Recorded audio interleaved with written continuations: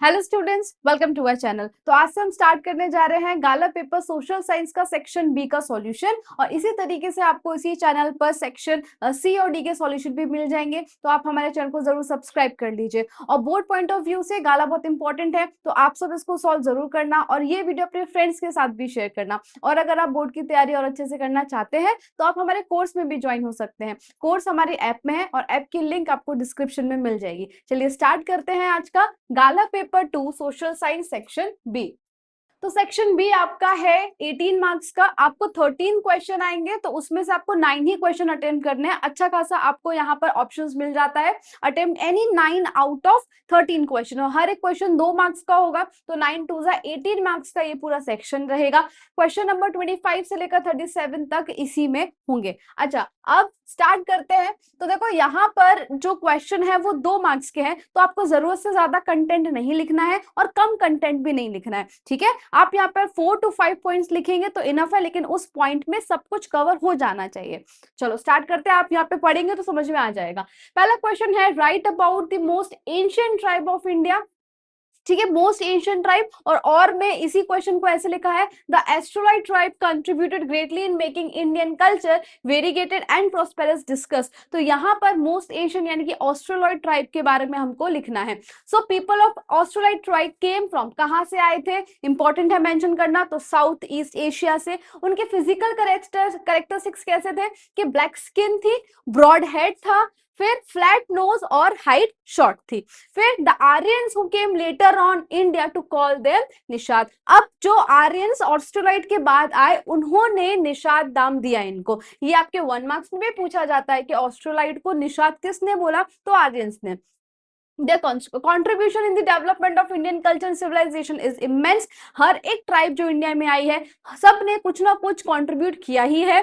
They made clay utensils, फिर wore cotton cloth and knew many other skills। ये काफी ज्यादा एडवांस है अपने पहले वाली ट्राइब से, ठीक है। They had great religious believes too, और ये धर्म में, रिलीजन में भी मानते थे, पूजा पाठ भी करते थे, ठीक है। तो ये यहाँ पर हो गया हमें 4 से 5 पॉइंट। नेक्स्ट क्वेश्चन की तरफ बढ़ते हैं। क्वेश्चन 26 है, which animals are seen on the national emblem of India. अब ये बहुत ही टू द पॉइंट क्वेश्चन है। अब इसमें आपको फालतू की चीजें नहीं लिखनी है, जो पूछा है उतना ही आंसर लिखेंगे, आपको पूरे 2 मार्क्स यहाँ पर मिल जाएंगे। Our national emblem have the figures of 4 Lions. National emblem आपने देखा है, उसमें क्या क्या होता है, तो 4 लायंस होते हैं, फिर एलिफेंट, हॉर्स और बुल। सारे एनिमल्स जो है वो मेंशन करो, तो बस इतना ही चाहिए इसमें, 4 Lions, elephant, horse and bull. Done है। चलो क्वेश्चन 27 है, what did artisans of Lothal make from metals. तो लोथल जिसको सबसे प्रॉस्पेरस माना जाता था, तो वो मेटल से कौन से आर्टिसन बनाता था।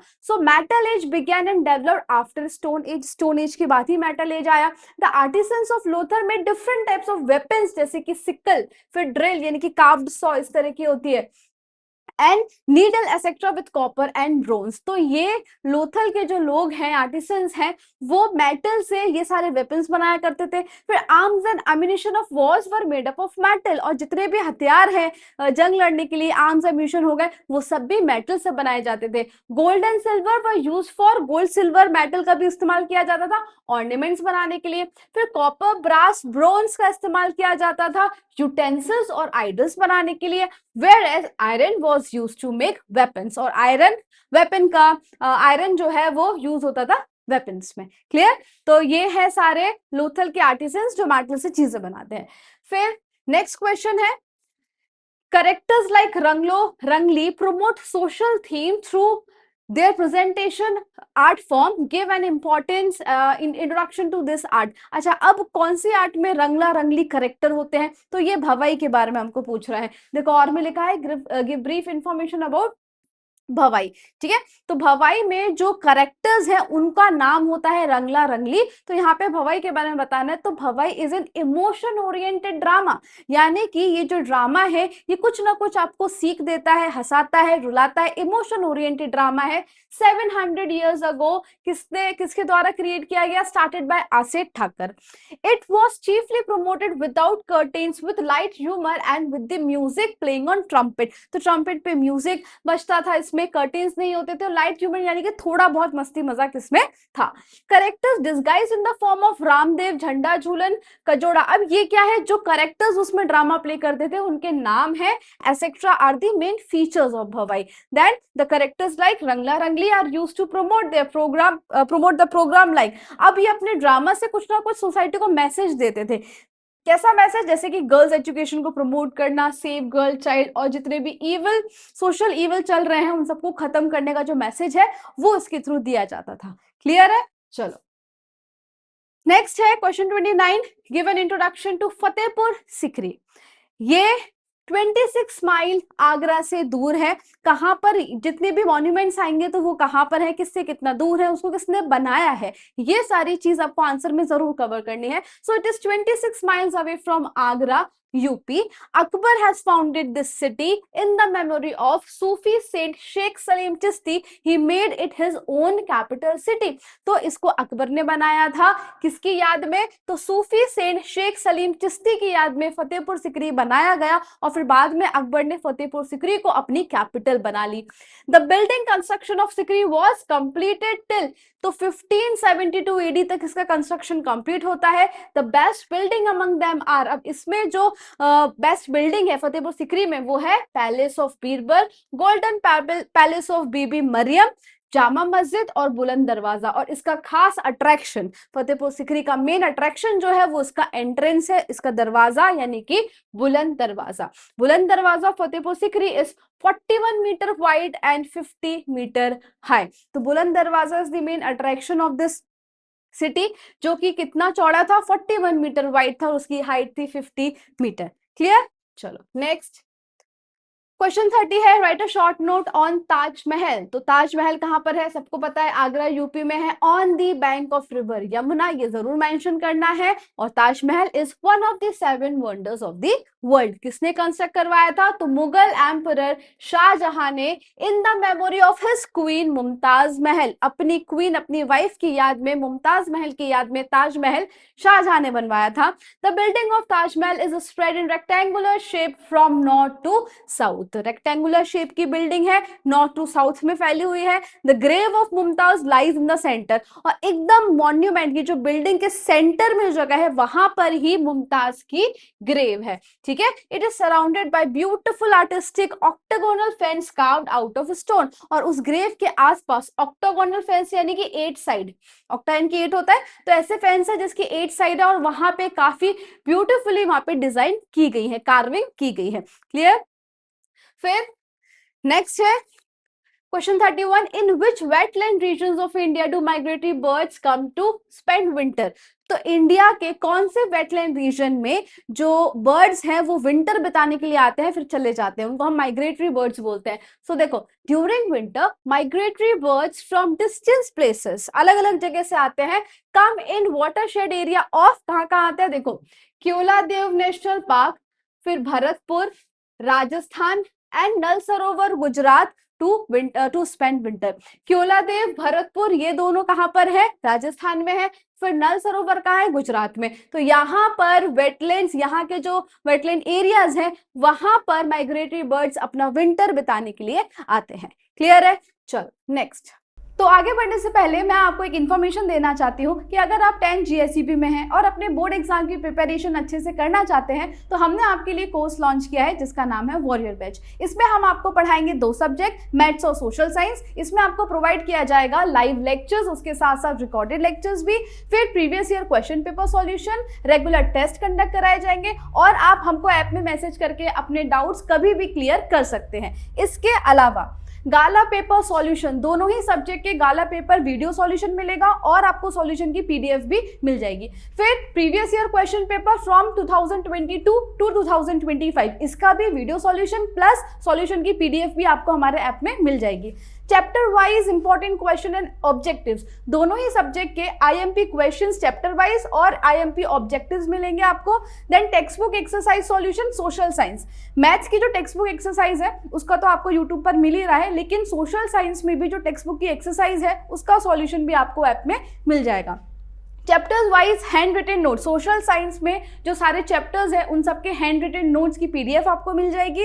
Introduction plus exercise solution PDF, maths में आपको जितने भी चैप्टर्स हैं उनका इंट्रोडक्शन और सारे एक्सरसाइज की सॉल्यूशन की पीडीएफ, ये सारी चीजें हम हमारे ऐप में प्रोवाइड करेंगे आपको। हमारे ऐप का नाम है यूजीटी, जो प्ले स्टोर पर अवेलेबल है, और अगर आप ऐप स्टोर से डाउनलोड करना चाहते हैं तो इसका नाम है माई इंस्टीट्यूट।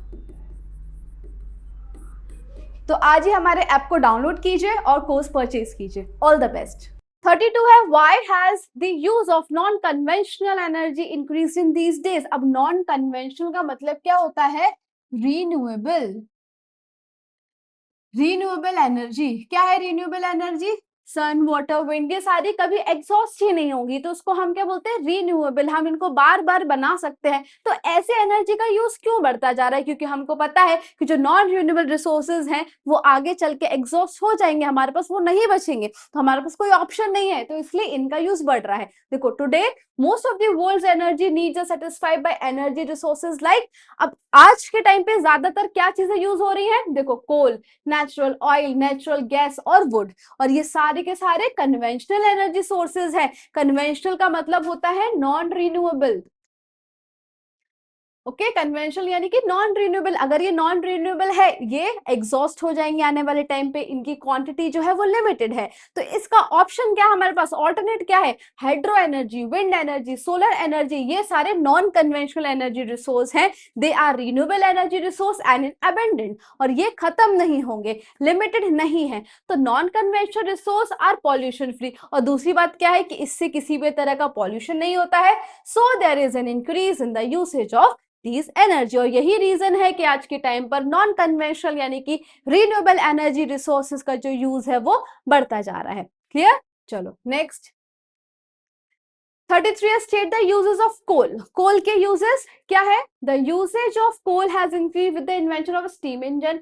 सबसे पहले तो याद रखो, जब से स्टीम इंजन का इन्वेंशन हुआ है तब से कोल का यूसेज बढ़ गया है विद द इन्वेंशन। उसके अलावा कोल हम इलेक्ट्रिसिटी का प्रोडक्शन करने के लिए भी करते हैं। So with the invention of electricity, coal became an important mineral for producing thermal electricity. और अभी हाल फिलहाल भी सबसे ज्यादा प्रोडक्शन जो इलेक्ट्रिसिटी का होता है वो कोल के थ्रू ही होता है। ओके, फिर ये तो यूसेज हो गए। फिर बाय प्रोडक्ट जो कोल के साथ साथ आता है, जो उसके बाय प्रोडक्ट्स है, वो क्या है? ये अलग से क्वेश्चन भी आ सकता है, तो याद रखना, tar, ammonia gas, benzol and crude oil, ये सारे जो चार है वो बाय प्रोडक्ट हैं कोल के। टार, अमोनिया गैस, बेंजोइल और क्रूड ऑयल। क्लियर? चलो next. Identify me, I am known as the Silicon Valley of India. बहुत ही simple, Silicon Valley IT hub पूरा हमारा बेंगलुरु। फिर I am also known as the sunrise industry. Sunrise industry का मतलब होता है जो बहुत ही ज्यादा प्रेजेंट में डेवलप हो रही है, जिसका स्कोप फ्यूचर में ज्यादा है। तो ऐसी इंडस्ट्री है अभी प्लास्टिक इंडस्ट्री। क्लियर? तो सिलिकॉन वैली बेंगलुरु और sunrise industry plastic industry. Next is how many ship building industry. अच्छा, ये क्वेश्चन मैप में भी पूछ सकते हैं। याद रखना कि कितने शिप बिल्डिंग इंडस्ट्रीज हैं इंडिया में और कहां पर हैं। तो टेक्स्ट बुक के हिसाब से there are 5 ship building industries. कौन कौन सी है? पहली विशाखापट्टनम, कोलकाता, कोची, मुंबई और मरमगांव। ठीक है, विशाखापट्टनम, कोलकाता, कोची, मुंबई और मरमगांव। ओके, शिप बिल्डिंग सेंटर्स हो गए।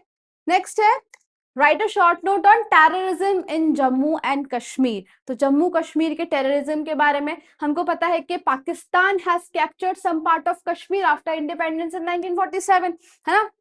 वहां से पाकिस्तान ने हमारे कश्मीर का कुछ हिस्सा अपने कब्जे में कर लिया था। तब से लेकर आज तक इशू चल ही रहा है इंडिया पाकिस्तान का उसी के ऊपर।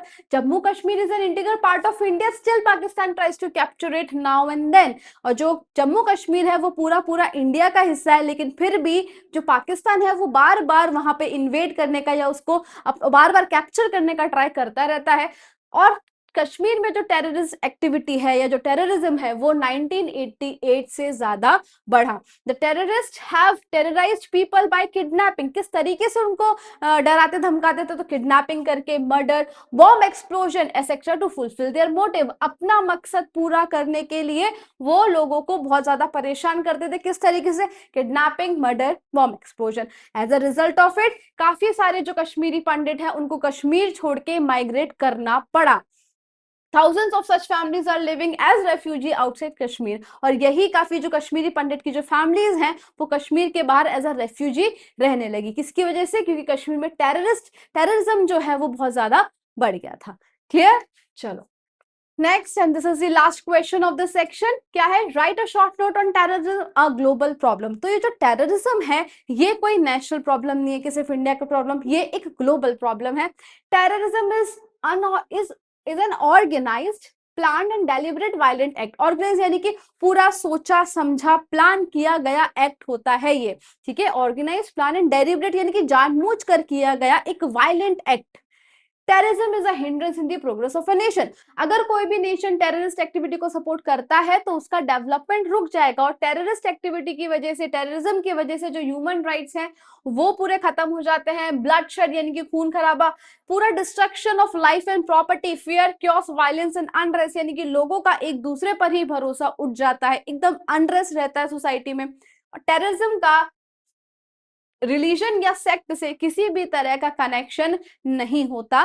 Terrorism violates the principle live and let live यानी कि जियो और जीने दो, इस प्रिंसिपल के खिलाफ है टेररिज्म। क्लियर? तो यहाँ पर हमारा गाला पेपर 2 का सेक्शन भी खत्म होता है। आई होप आपको समझ में आया होगा। कोई भी डाउट है आप कमेंट सेक्शन में पूछ सकते हैं, और अगर आपको इसका सॉल्यूशन का पीडीएफ चाहिए तो वो हमारे ऐप में आपको फ्री ऑफ कॉस्ट मिल जाएगा, तो आप हमारे ऐप को डाउनलोड करके वो पीडीएफ ले सकते हैं। ठीक है, वीडियो पसंद आया हो, do like share and subscribe our channel. Thank you.